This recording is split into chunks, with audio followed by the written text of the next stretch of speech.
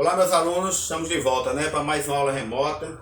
Hoje nós vamos parar um pouco o nosso assunto, que nós estamos estudando do livro didático, e nós vamos hoje estudar sobre o trânsito, porque está sendo dado ênfase ao trânsito nesses dias, E aí nós vamos falar sobre o trânsito. É muito importante você ficar sabendo de algumas coisas. Eu sei que você sabe de algumas, mas é importante você saber de outras coisas mais. Eu não sou professor de trânsito, mas estudei algumas coisas para falar para vocês hoje aqui, uma noção daquilo que a gente precisa saber como cidadão, A gente precisa saber do trânsito. Então veja bem, como a nossa aula de história, então eu vou falar da história do trânsito, tá certo? Um pouco da história do trânsito do nosso Brasil, tá bom?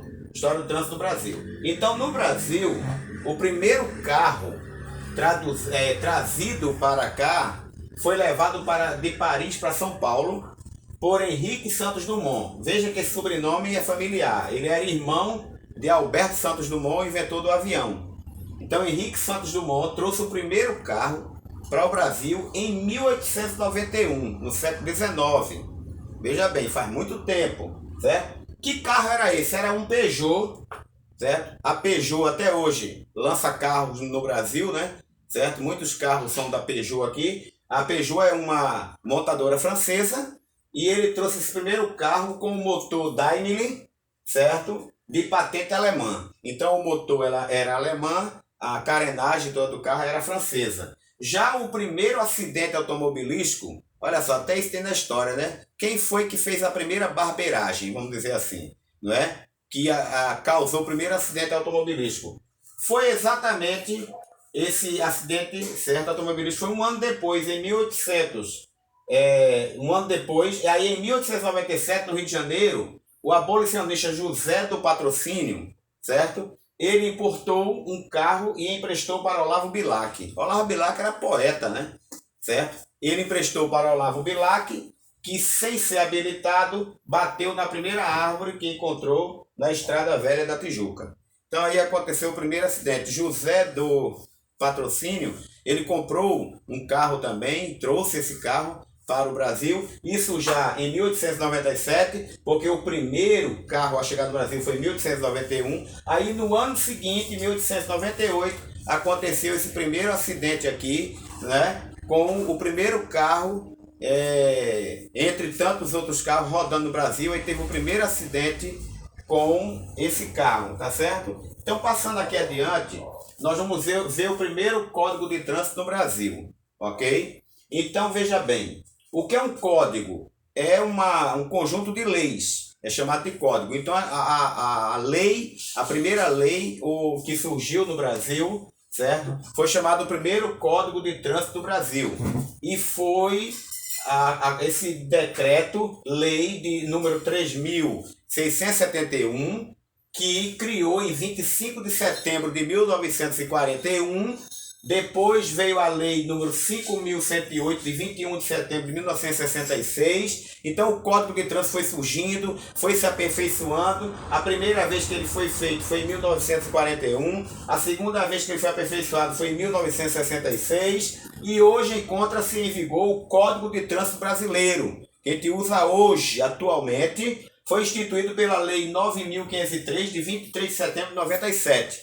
Então, desde 97, nós estamos usando o Código de Trânsito Brasileiro, o CTB, que é usado até hoje com as leis do trânsito para que todo motorista obedeça e assim possamos ter um trânsito organizado, Um trânsito sem violência, sem mortes, sem acidentes. Esse é o objetivo desse código que nós vivemos até hoje, aqui no nosso Brasil.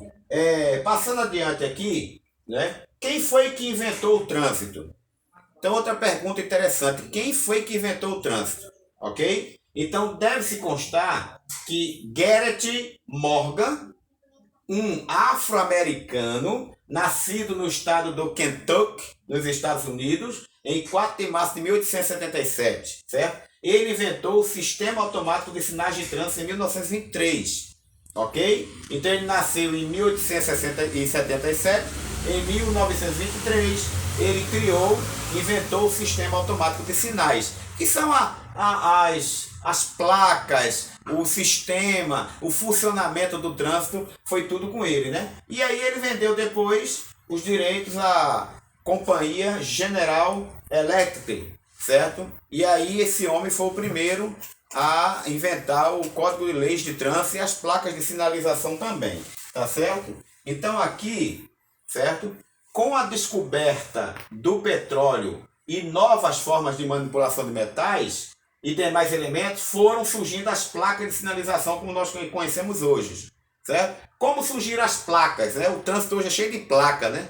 Certo? O motorista seguia pela placa para poder fazer para poder se guiar, né, no trânsito. E aí essas placas, com o advento do metal, de elementos, de ferro e tantas coisas, aí as placas foram sendo criadas, tá? A cada passo da sociedade e de suas inovações, os desenhos e símbolos criados seguem uma lógica de necessidade, certo? E de orientação, e de aplicação de leis e de normas que devem ser seguidas, tá? A constituição de uma cidade que tem trânsito de carros, imóveis, residenciais, comerciais, construções, precisam muito da representação de símbolos, certo? Por todo canto onde a gente passa, a gente vê símbolos que quer dizer alguma coisa. Na antiguidade, os povos antigos deixaram figuras nas paredes desenhadas, eram símbolos para mostrar como era a vida deles. Desenhavam as pessoas, desenhavam animais, desenhavam como eram as suas aldeias. E esses símbolos foram nos mostrando como era a história desse povo. E aí, através da história, os símbolos sempre foram importantes para entendermos alguma coisa que devemos fazer. Por isso as placas surgiram, não é? E não é só placa de trânsito, né? Tem tantas outras coisas mais que por símbolos nós entendemos de forma clara, ok? Então veja bem, aqui agora eu quero falar das placas, tá certo?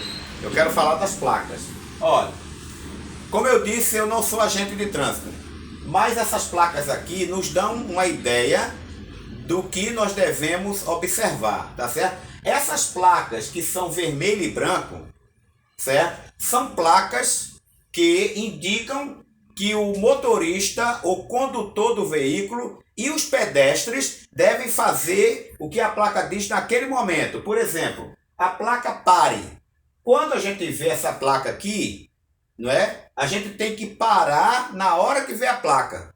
Essa placa aí não é para você ver ela e depois você pensar em parar, certo? Essa outra placa aqui, ó, dê a preferência. É quando eu chego no girador, que é assim redondo, não é que eu posso rodear e entrar na outra rua, eu tenho que parar ali porque quem está dentro do girador é quem tem a preferencial e não eu. Então é coisa que eu devo observar logo de imediato quando eu vejo essas placas. Veja que aqui tem placa para pedestre, ó. Essa placa aqui quer dizer pedestre ande pela esquerda. Então isso aqui é para quem está a pé, porque as placas não é só para quem está dentro do carro dirigindo, não. Ok, meus alunos? Também, aqui está dizendo, ó, ande pela direita. Então, a placa está dizendo que você não pode andar pela esquerda da rua, porque senão você pode ser, certo, atropelado por um carro. Aí pede para andar pela direita, porque deve ter um calçadão, deve ter alguma faixa que os pedestres possam andar. Essa outra, ó, pedestre ande pela direita. Então, aqui está dizendo que você só pode andar do outro lado da via ou da rua da sua cidade, e não do lado contrário que a placa está dizendo. E aqui temos várias placas. Ó. Essa aqui de proibido estacionar. Essa aqui de proibido parar e estacionar. Essa aqui é de mão dupla, dizendo que naquela estrada pode carro ir e carro voltar, certo? Essa aqui, ó, que é proibido dobrar à esquerda, proibido dobrar à direita, proibido retornar, proibido mudar de faixa de trânsito, siga em frente ou à direita, siga em frente ou à esquerda. Aqui é a velocidade máxima permitida na via, você não pode andar mais que essa velocidade aqui. Enfim, essas placas são placas de orientação, tanto para o pedestre quanto para os condutores dos veículos. Então é uma via de mão dupla, tanto o pedestre quanto o condutor do veículo deve obedecer às placas de trânsito. tá certo? Então você precisa saber disso, para que o trânsito flua melhor e não aconteça acidentes graves que venham afetar tanto condutores quanto pedestres. E aqui agora nós temos outro conjunto de placas, ok? Outro conjunto de placas. Essas placas aqui agora você percebeu que são placas amarelas. Não é mais placa vermelha e branca. Essas placas amarelas, elas têm sinalização parecida com a sinalização das placas vermelha e branca. Como essa aqui, por exemplo, olha, pare. Lá tem, né? Pare. Só que essa placa amarela, ela dá um alerta de uma coisa que você pode fazer à frente, certo? Ainda dá um tempo que você vai ter um tempo para realizar o que está obedecendo nessa placa. Então, quando ela está amarela, pare, não é na hora ali, mas mais na frente um pouco. Agora, tem placa dessa aqui que você também tem que fazer na hora. Por exemplo, nós temos aqui uma placa muito interessante. Essa aqui, ó, curva à direita. Então, ela aparece ali e mais na frente vai ter uma curva. Então, você tem que obedecer, diminuir a velocidade e obedecer essa placa aqui, que está dizendo curva à direita. Ok? Uma outra placa aqui interessante é essa aqui, ó, em forma de T, que está dizendo que aqui tem uma avenida e aqui tem outra passando. Para você saber que você não pode ir direto, porque aqui, olha, é uma via que cruza. Então, essas placas, elas vêm demonstrar que você precisa obedecer um pouquinho mais adiante. E outras delas, amarela, você precisa obedecer também na hora, não é? Mas nenhuma placa dessa pode ficar desapercebida do motorista, e muito menos do pedestre, certo? Porque é muito importante que todos observem isso aqui. Por exemplo, essa placa aqui, ó, passagem de nível com barreiras. Essa placa aqui, ela é usada, e essa outra também, ó, passagem de nível sem barreira, é usado em linha de trem. Então essa placa aqui não é só para motorista dentro do carro, condutor, é para pedestre também. O pedestre chegar no local onde tem uma via férrea, ele vê que tem uma placa dizendo que ali passa trem. Então ele deve também obedecer essa placa, não é só para condutores, certo? Essa placa aqui, ó, está dizendo que existe uma escola no local ali, então você deve aliviar a velocidade, porque ali passam crianças, mães, pais, levando, atravessam ali, geralmente tem uma faixa de pedestre, e aí você deve obedecer. Então essas placas amarelas têm muitos sinais importantes, tá certo? E aqui a última sequência de placas, tá? Que são as placas azuis. Geralmente as placas azuis, elas avisam de serviços que você está precisando. Por exemplo, essa placa aqui mostra serviço mecânico. Você está precisando de uma oficina, vem na BR precisando de uma oficina, tem uma placa dizendo que tem uma oficina à frente. Essa outra aqui é abastecimento. Você está precisando abastecer, essa placa avisa que tem um posto de combustível a tantos metros, tá? Essa aqui, ó, tá dizendo que tem banheiro, pias para lavar a mão, como hoje, tempo de pandemia, tem que estar lavando direto, né? Essa outra tá avisando que tem restaurante. Mais na frente, você está precisando comer tudo com a família, você sabe que essa placa está avisando. E por aí vai, olha. Essa aqui avisando aeroporto, essa aqui avisando que tem uma área de estacionamento regulamentada em algum lugar para você estacionar seu carro, certo? Essa aqui está dizendo que é hotel, você está precisando de um hotel, tem uma placa avisando que tem hotel lá. Essa aqui tem um serviço telefônico.